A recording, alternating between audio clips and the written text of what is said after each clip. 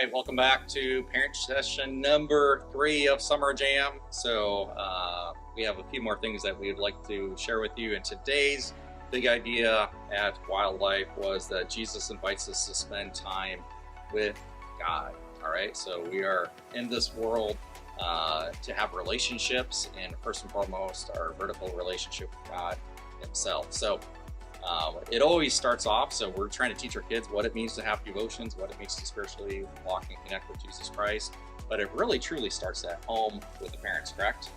It does, yeah. So honestly, if we want our kids to have a strong relationship with Jesus, we need to have a strong relationship with Jesus ourselves as parents. So, it's something a lot of us desire, but not a lot of us make it a priority to discipline ourselves in that area, in that walk of our life. So yeah, I think one of the ways practically that I do this as a mom, so I get up in the morning, and sometimes I will spend my time with Jesus before everybody wakes up, just because I like that quiet time, but actually like opening the Word of God. And I'm sure you guys have heard this, but the difference between opening up my phone, a Bible app on my phone, versus opening up a physical copy of the Word of God, it means that the kids don't think I'm just scrolling Instagram, and that's what they're.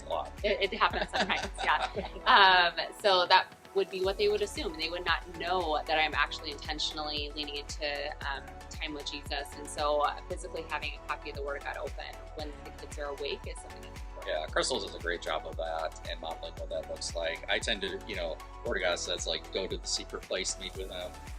But what you're saying is so important. They have to see that their parents are modeling and prioritizing their own walk with Jesus Christ first and foremost. And currently, in my devotions, it looks a little bit different from time to time. But I meet with a group of guys on Friday just for the fun of it to do discipleship with one another. We've all decided to do the same thing for our personal devotions.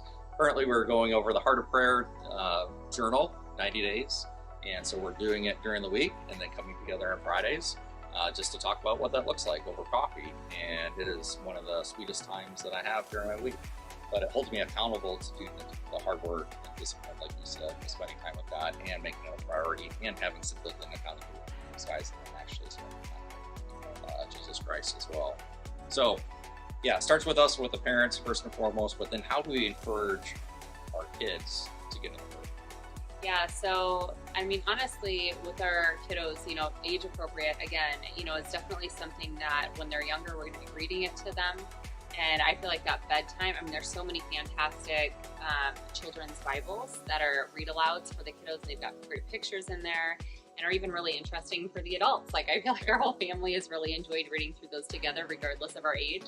But, those bedtime story times, or just even sit down in the afternoon when everybody's kind of needs a little lull time, utilizing that time to read aloud to them. And when they're able to read on their own, we found some really great study Bibles and that type of thing for like teenage years. And the Superbook app has been something that's been really sweet for us, actually. So it's not, just sitting down and reading, but before our kids could read really proficiently, they were able to just pull that up, and it was amazing how they were connecting with the real truths of the Word of God through this app. They would go through like a real life scenario and crisis, and they would take it to the Word of God and always have like a biblical truth, and they were eager to share it with us after they watched. And after you get done watching this session, refer back to the email, because we'll have some resources there for family devotions or kids devotions that you can take a look at and see.